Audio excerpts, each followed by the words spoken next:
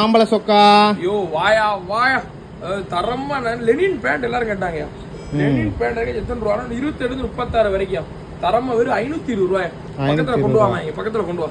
அப்படியே சூப்பரா இருக்கு, பார்த்தா தெரியுது பாத்தியா உனக்கு.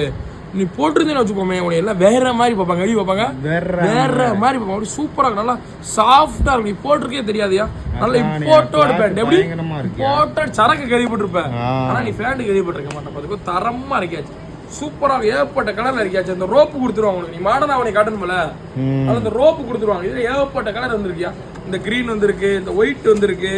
இதெல்லாம் கோட் செட் கலருமாங்க, கலர் கோட் செட் கலர்ல நீ பேண்ட் போடணும்னு பாத்துக்க மாட்டேன்.